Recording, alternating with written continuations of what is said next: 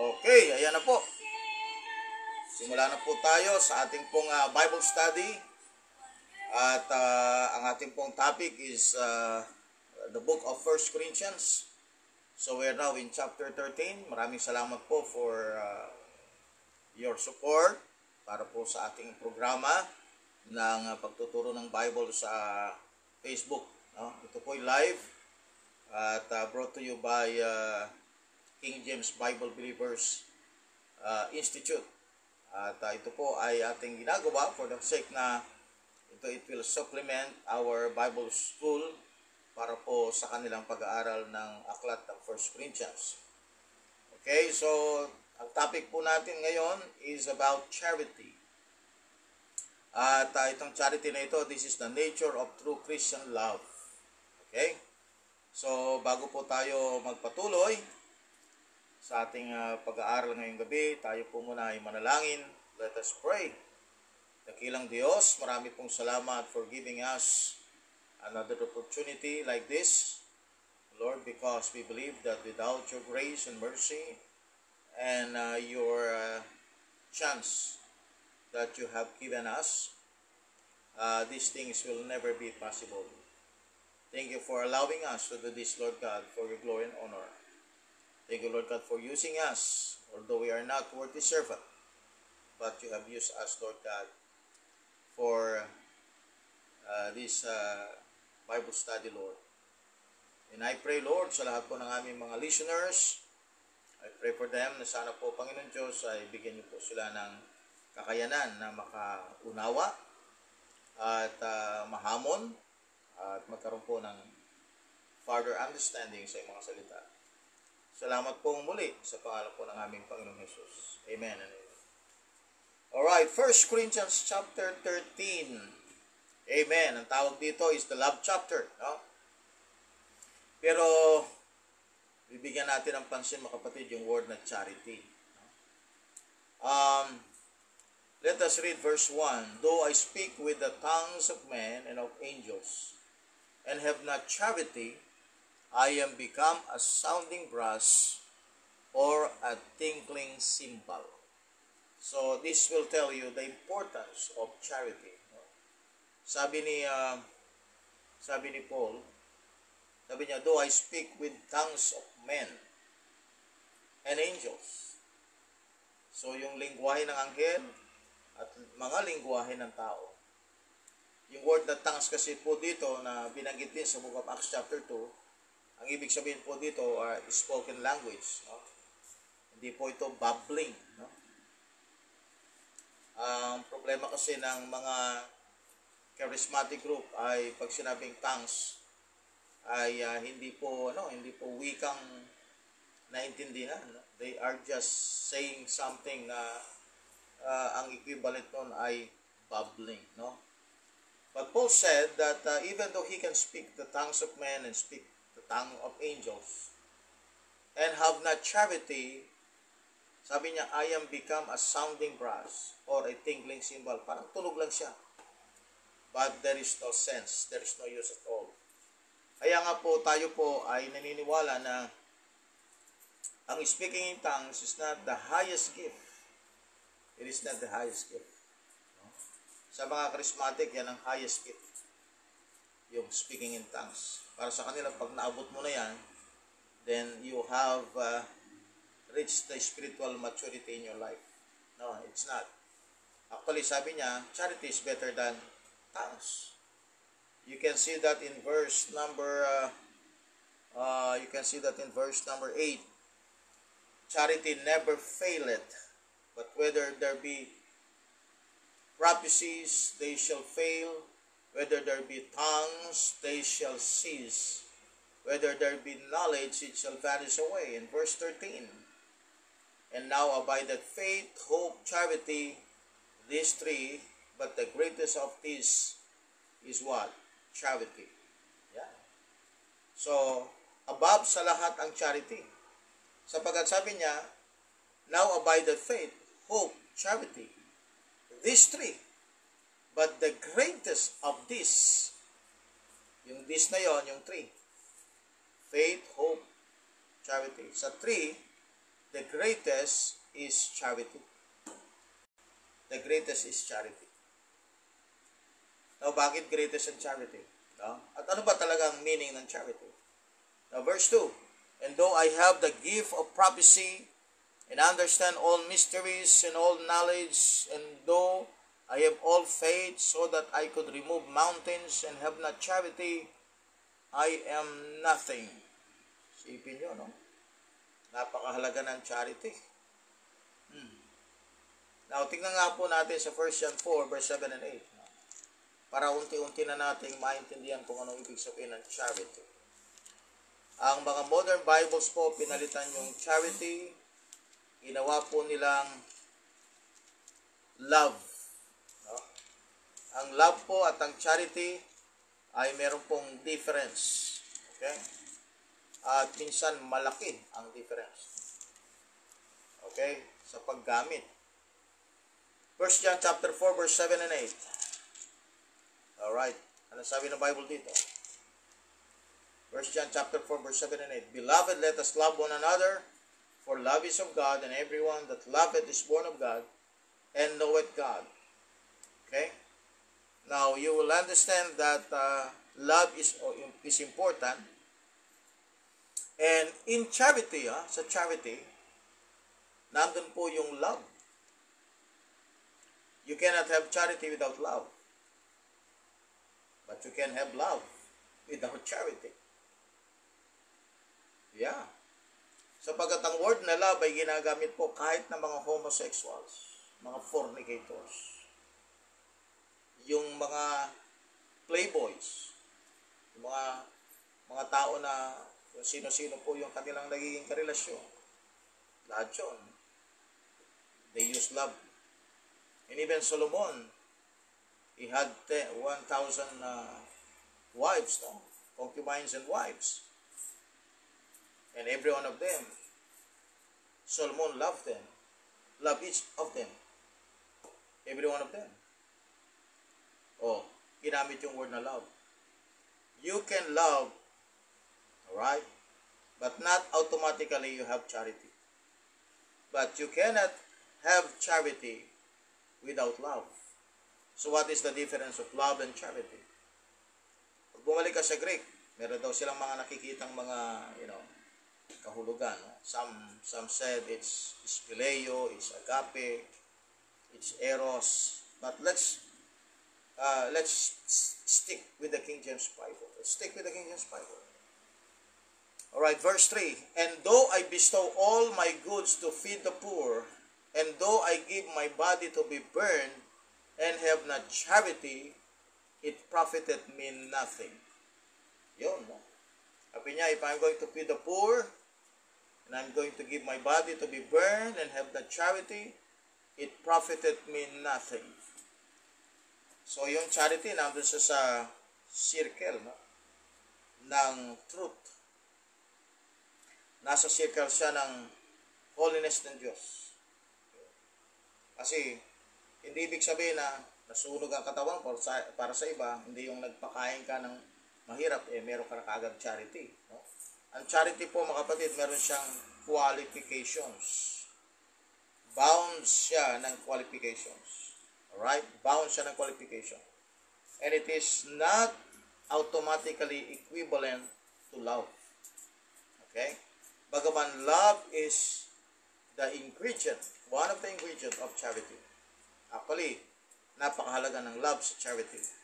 But love is not equivalent to charity. Yeah.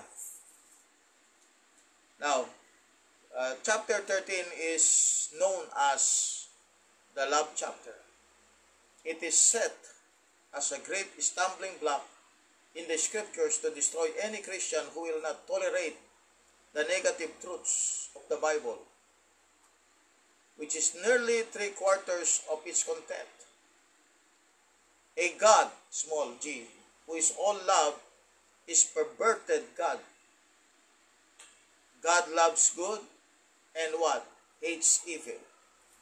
Love without hate is not real love.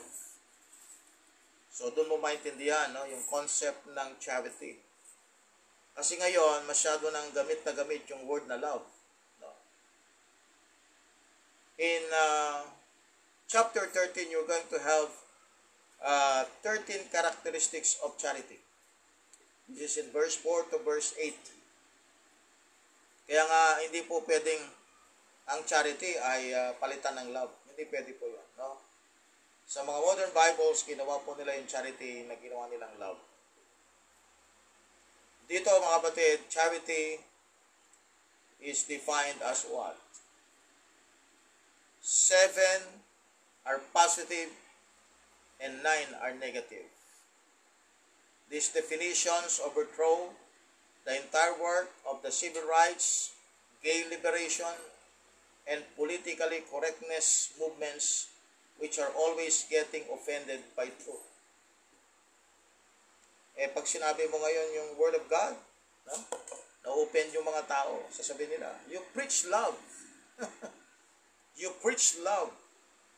Kasi ang gusto nilang love ay yung wala sa truth. Kunwari, you preach about homosexuality. Sasabihin nila, you preach love.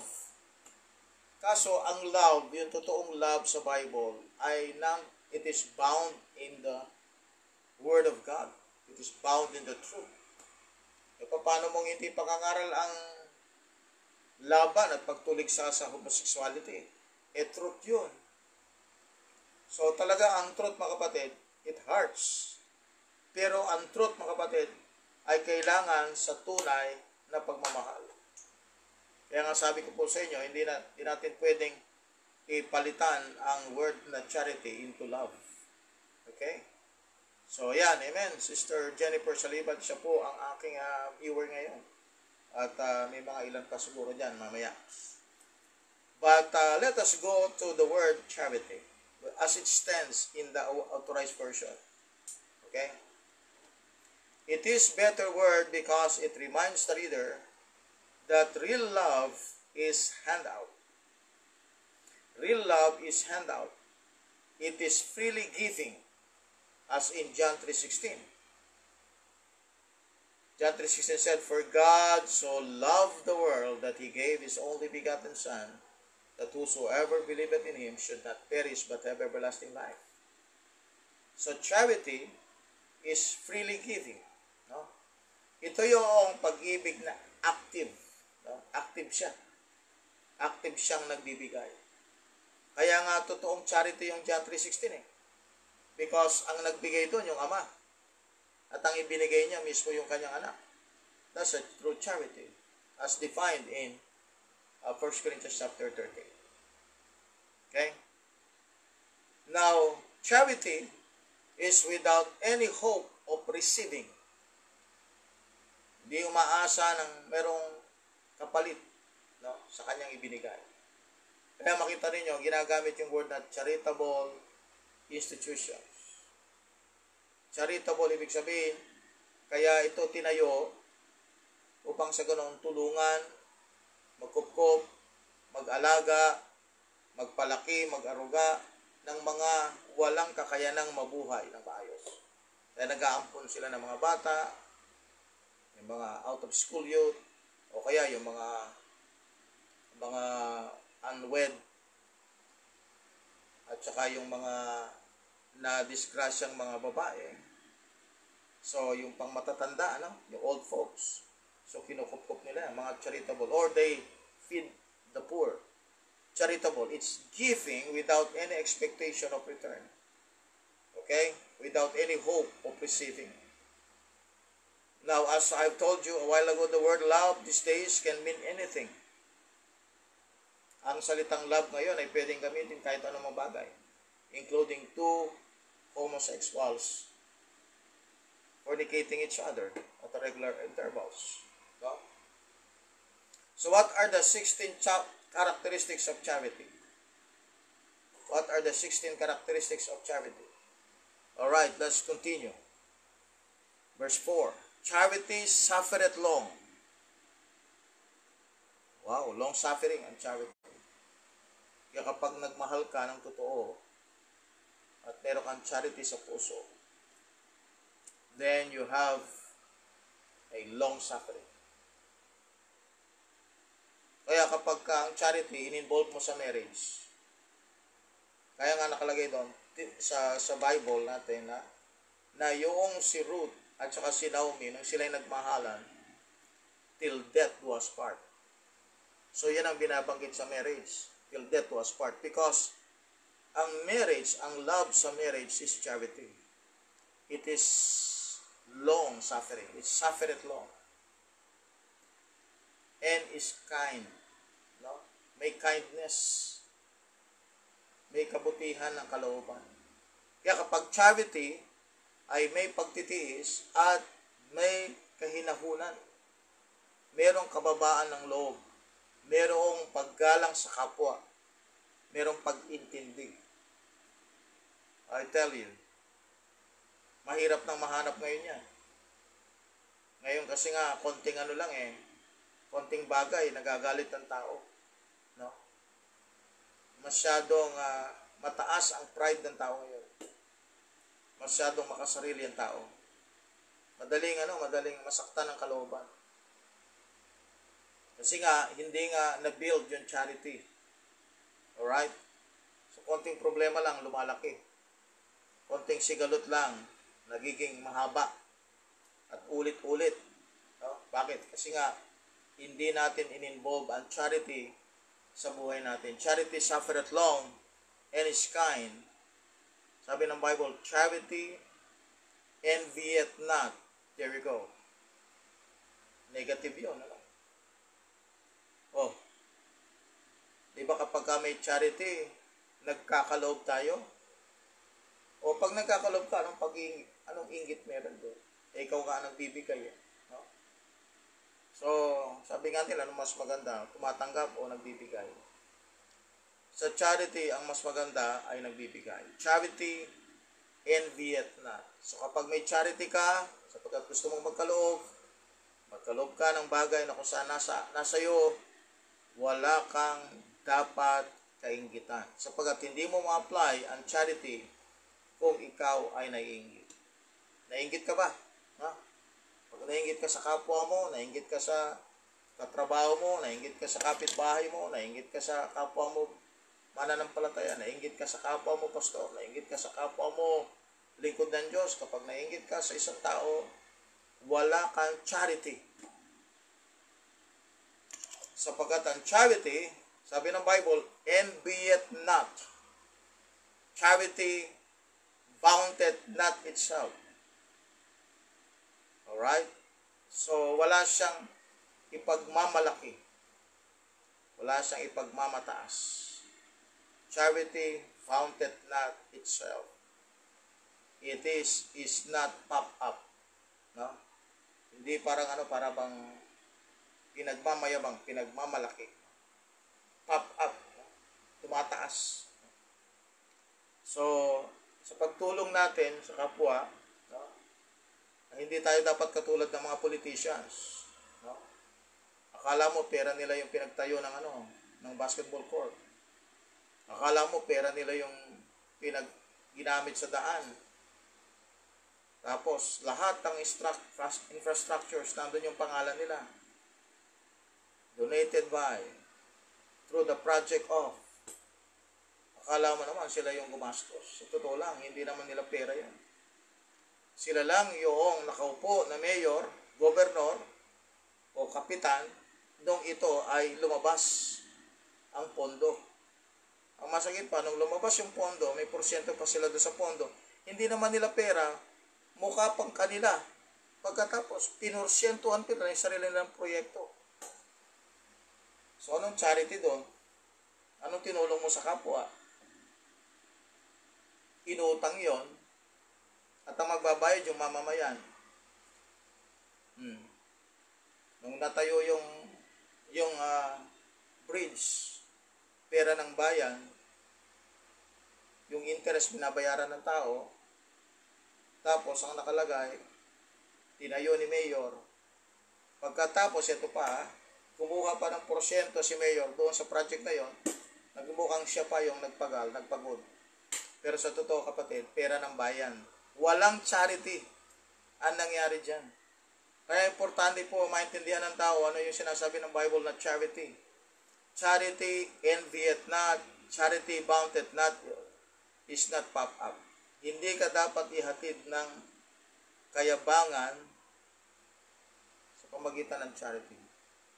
If you are so proud of yourself, you don't have any charity at all. Because charity suffereth long, and is kind, charity envieth not, charity vaunteth not itself, is not puffed up. Kaya nga habang tayo po ay naglilingkod sa Diyos, mababa ang ating kalooban. At kung meron mang panahon na tayo po ay nagyayabang, may panahon siguro sumisingit yung ating pagiging old man, no? Yung ating old man, old nature. Let us ask God's forgiveness. Bumalik tayo doon sa dapat na gawin natin bilang Kristiyano, mababa ang ating kalooban. Amen? Hindi naman maalis yun eh. Gagalit tayo, sumasakit ang ulo natin sa ibang tao, meron tayong mga bagay na natotoxic tayo sa kanila, pero babalik tayo doon sa dapat maging ugali. Ano yon? Hindi dapat mataas, hindi dapat nagbabound tayo, nagyayabang tayo sa ating mga ginagawa, hindi tayo naiinggit at hindi tayo madaling mag-retaliate, maging kind tayo. Let us be long-suffering. Magtiis tayo, mga kapatid. Let us pray to God na kung meron mang envy sa puso natin, hingin natin sa Diyos, Panginoon, please, alisin mo po ito. This is not helpful and healthy to me. Alright? So those are some of the definition of the word charity. Kaya nga, ang charity, mga kapatid, hindi dapat burahin yan. Palitan mo ng love.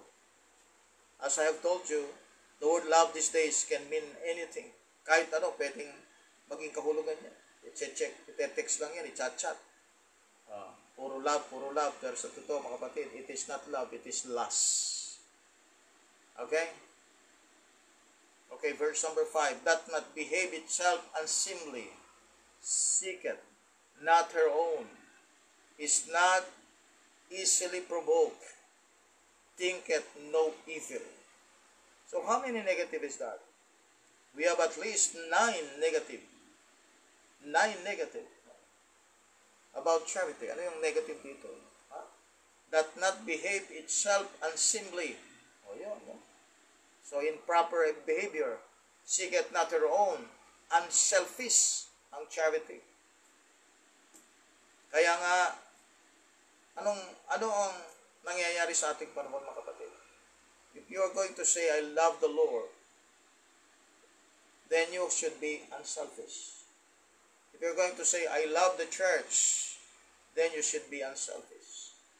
If you're going to say to your brethren, I love my brother in Christ, or my sister in Christ, if you have the charity, then you must not be selfish. Yung nauunang sarili. Now, yung puso, sabi nila daw may trono. At ang trono doon ay minsan, ang nakaupo ay yung S, himself.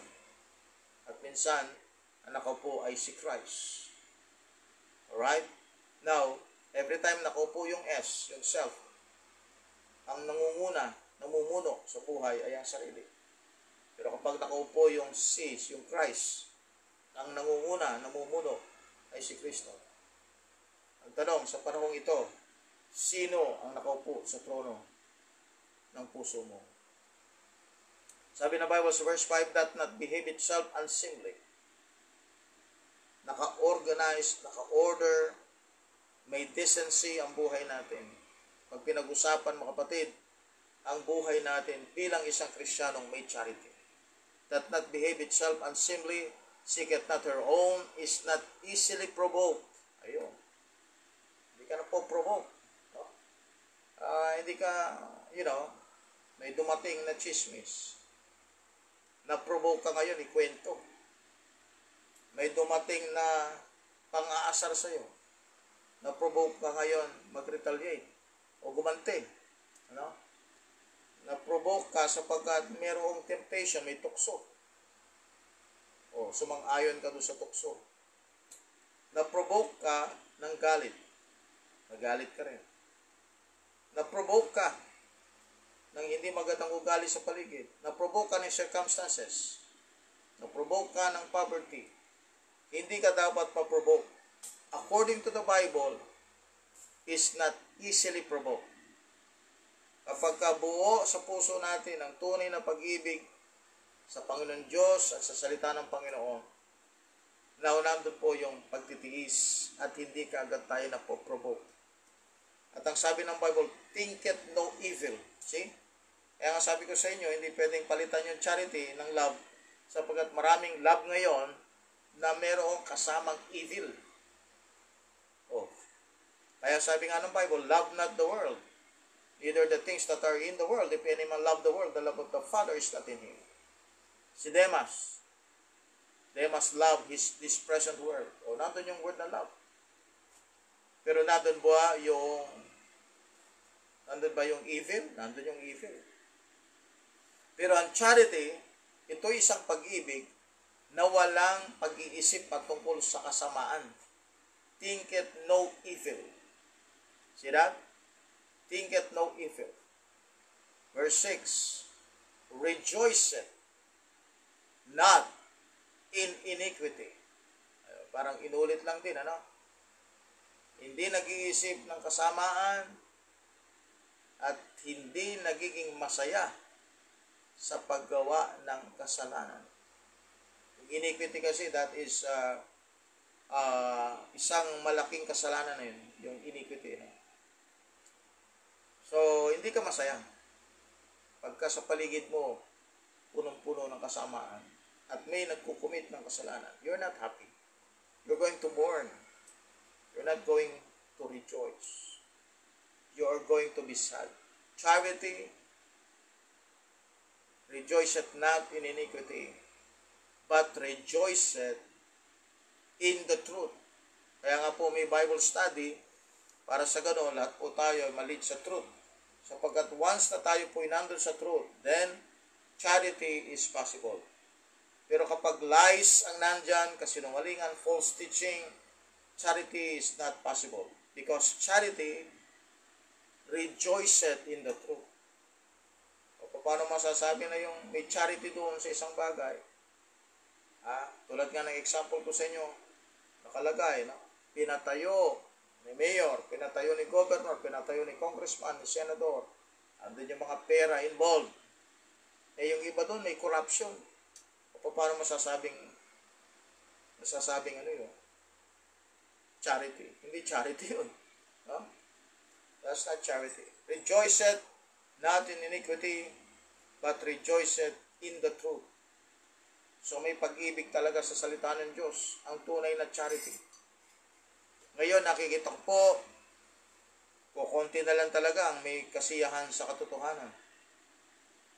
Marami tayo po mga ginawang mga videos and we proclaim the truth. Talaga nag-spend tayo ng hours and hours and hours to proclaim the truth. Not all are happy. Not all are rejoicing. Not all promote the truth. Yung iba nga, kinalaban pa nila yung truth eh. So mahirap hanapin ang charity ngayon. Because charity rejoiceth in the truth. Now look at verse 7. Beareth all things. Bira. Bubuhatin mo lahat. No? Beareth all things. Believeth all things. Paniniwalaan mo ang lahat ng sinabi ng Diyos sa iyo. Believeth all things. Hopeth all things. Paniniwalaan mo at aasa ka sa mga bagay na hindi mo pa nakikita na pinangako ng Diyos. Hopeth all things. Endureth all things. Pagtitisan mo ang lahat ng bagay dahil sa pag-ibig mo. Dahil sa charity. dahil gusto mong tumulong sa iba. Kaya nga sabi ni Paul sa 1 Corinthians 9, kung babasahin po natin dito, to them that are without law, si verse 21, as without law, being not without law to God, but under the law to Christ, that I may gain them that are without law. To the weak became I as weak, that I might gain the weak. I am made all things to all men, that I might by all means save some. And this I do for the gospel's sake, that I might be partaker thereof with you. So ginawa niya lahat para sa gospel. Yun ang charity. Kaya nga sabi nila, ang puno daw ay nagbubunga. Pero ni minsan, yung bunga ng puno, hindi pa niya nakain. Ang river daw, punong-puno ng tubig. Pero ni minsan, hindi pa nakainom ang river ng sarili niyang tubig. Well, ang creation kaya ginawa to give. Sometimes, hindi tayo naglilingkod para sa ganon we have the gain. Nanglilingkod tayo sapagkat we want to give. Right? We want to give. Ang hangin, ni minsan hindi pa niya na higop, no? O na-inhale ang kanyang sariling hangin. But he keep on giving air. It keeps on giving air. Ang araw, sumisinag, nagbibigay ng init, pero ni minsan, kapatid, hindi pa nag-benefit ang araw sa kanyang sariling init. Why? Because it was given, created to give. God gave us the talent so we can give to others. God gave us the riches so we can give to others. God gave us the love so we can love others. God gave us the strength so we can help those that are helpless. Kaya nga yan ang charity. Rejoiceth not in iniquity, but rejoiceth in the truth. Beareth all things, believeth all things, hopeth all things, endureth all things. Charity never faileth, but whether there be prophecies, they shall fail. Whether there be tongues, they shall cease. Whether there be knowledge, it shall what? Vanish away. Nakita po ninyo? Lahat na mawawala. That includes prophecies, that includes tongues, that includes knowledge. But charity never failed. Charity never failed. Kasi nga, ang salvation natin based sa love ng Diyos eh. Ang eternal security natin based sa love ng Diyos. Ang ating pagkakaunawa sa Bible based on dun sa mercy and love ng Diyos sa atin. Sabi nga ni Dr. Rockman, usually, sinasabi niya ito, the Bible is God's kiss to my soul. God's kiss to my soul. So charity never failed. But whether there be prophecies, they shall fail. Whether there be tongues, they shall cease. Whether there be knowledge, it shall vanish away. So anong magpe-persist? Bakit ang tongues, mga kapatid, will no longer be found in the local church sa ating panahon? Because tongues are what? For a sign. According to 1 Corinthians chapter 1, verse number 22, it is a sign for the Jew, yung tongues. Mapansin ninyo, nag-diminish, no? Yung bilang ng mga nakikinig ng mga Hudyo sa gospel. Mas lumaki yung population ng mga Gentiles na nakikinig sa gospel. So what is now the purpose of the tongues? Ang purpose kasi ng tongues ay para mahikayat yung mga Hudyo na maniwala sa Ebanghelyo. Nangyari, lumiit yung bilang ng mga Hudyo. So, ano nangyari? Little by little, yung use ng tongues, nawala na rin. Kaya yung mga apostol noon, they have tongues. But after that, yung mga disciples and the next generation, wala na yung tongues. So even prophecies, sapagkat nung na-complete na yung Bible, natapos na lahat ng prophecy.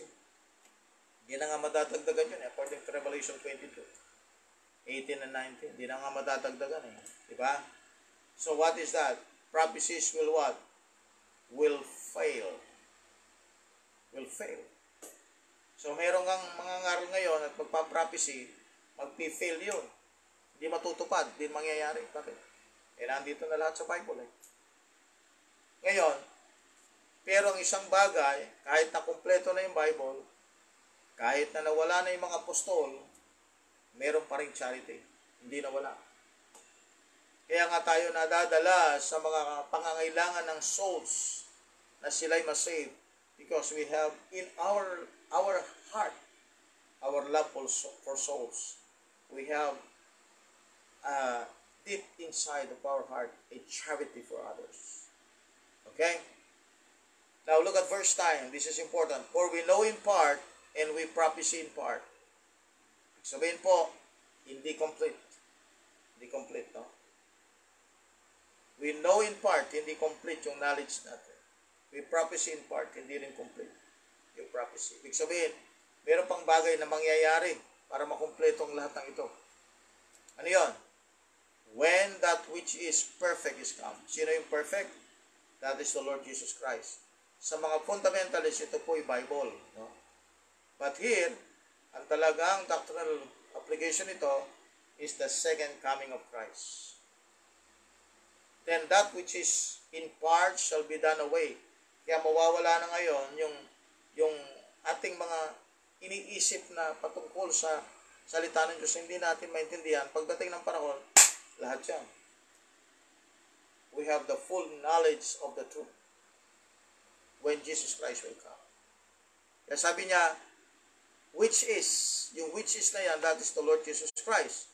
You can see that in 1 John 1, no? Verse 1 and 2, yung word na which is. 1 John 1, verses 1 and 2. Okay? So, ang discussion po natin is charity. No? Charity. 1 John chapter 1 and 2. Okay? 1 John chapter 1 and 2. Ito po tayo sa 1 John chapter 1. Kita natin yung word na which. Verse 1, that which was from the beginning, which we have heard, which we have seen with our eyes, which we have looked upon in our hands, have handled of the word of life. For the life was manifested, we have seen it, and bear witness and show unto you the eternal life, which was with the Father, and was manifested unto us. You see the word which? Nakalagay dito, that which is, which in part shall be done away. Sabi niya, which is perfect is come. Yung which, that is Christ. Kaya nga, I can do all things through Christ, which strengthened me. Naalis yan sa mga modern Bibles, pinapanalan lang who. Now, pag yung ginawa mong hulat yun, ito, mga kapatid, lilitaw dito yung which dito, magiging bagay. Yung which yan, tao yan. Which is, in part, shall be done away. When I was a child, I spake as a child. I understood as a child.